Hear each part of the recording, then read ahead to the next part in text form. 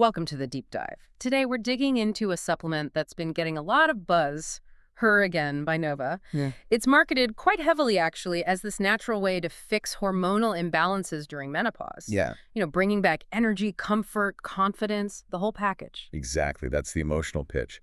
And scientifically, they claim it works by boosting two things, estrogen and GLP-1. Now, GLP-1, that's the hormone involved in feeling full, managing blood sugar. Oh. It's pretty critical. Okay. And they see their mix of probiotics, botanicals, and anti-inflammatories does this, tackling everything from hot flushes and joint pain to cravings and, yes, that stubborn weight gain. Right, so let's unpack the science bit first. One of the, let's say, biggest claims we notice, maybe a red flag, is about their specific probiotic strain, L-Gasseri. They state it's clinically proven to boost both estrogen and GLP-1. Yeah, and that's where things get interesting. Clinically proven is a strong term. The reality is there's just no solid, peer-reviewed science showing that a probiotic can, meaningfully restore estrogen levels or significantly raise GLP-1 like prescription meds do.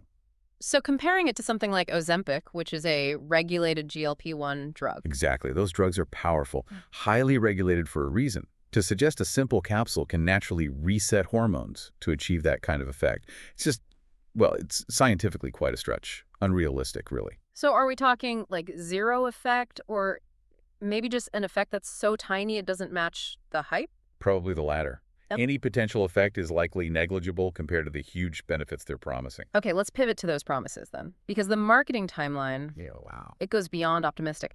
They talk about results in just 2 weeks. Losing up to 20 pounds in 2 months, feeling younger almost immediately, and all these dramatic changes supposedly happening at once. Cravings vanish, weight drops, joints feel better. Right. And these kinds of, frankly, miracle-like guarantees tie directly into some pretty big transparency issues we found. For instance, the product label says, made in the UK. Okay. But the business address listed, it's in Australia. Wait, UK made Australia address? That's odd. It is odd, and it makes you wonder about accountability, right? Oh. Who do you actually contact if there's an issue? Yeah. Muddies the waters. And speaking of issues, we looked into their terms of service, and this part, well, get this.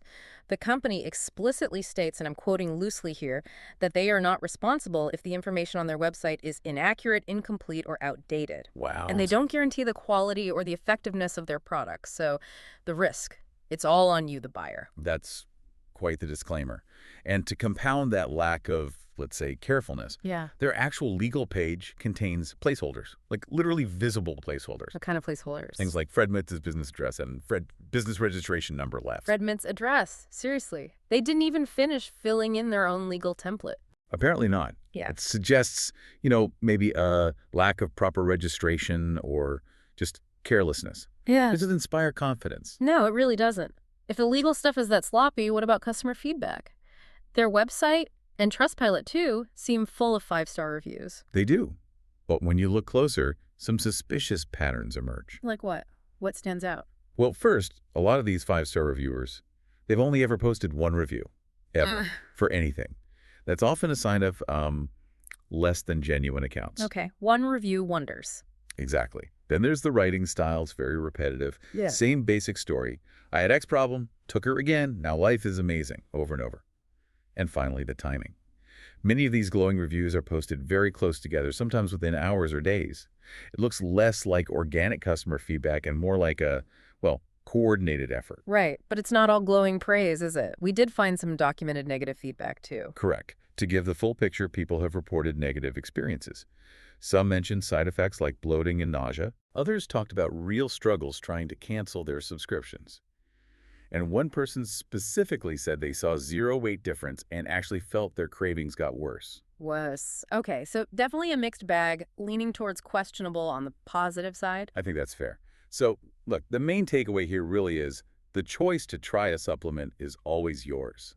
But you absolutely need to be aware of these questionable claims, the marketing red flags, and these concerning transparency issues before you decide to spend your money. So what does this all mean for you listening? Really, the best advice remains consistent. Talk to your doctor or a trusted healthcare professional before starting any new supplement, especially one making such bold promises about your hormones. And maybe take this thought with you. Considering the huge gap between what a probiotic can realistically do and what regulated hormone drugs achieve, What specific questions should you ask your doctor?